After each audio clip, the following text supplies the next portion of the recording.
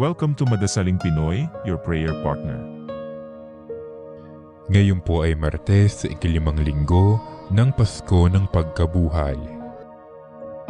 Ang mabuting balita ng Panginoon ayon kay San Juan. Noong panahong iyon, sinabi ni Jesus sa kanyang mga alagad, "Kapayapaan ang iniiwan ko sa inyo.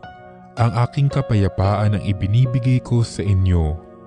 Hindi ito katulad ng ibinibigay ng sanlibutan.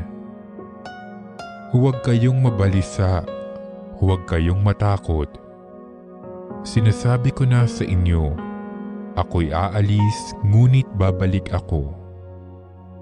Kung iniibig ninyo ako, ikagagalak ninyo ang pagpunta ko sa Ama, sapagkat dakila ang Ama kaysa akin. Sinasabi ko na ito sa inyo bago pa mangyari, upang kung mangyari na, kayo'y manalig sa akin. Hindi na ako pakakahaba ng pagsasalita sa inyo, sapagkat dumarating na ang pinuno ng sanlibutang ito. Wala siyang kapangyarihan sa akin, subalit dapat makilala ng sanlibutan na iniibig ko ang Ama at ang ginagawa ko'y ang iniutos niya sa akin." Ang mabuting balita ng Panginoon.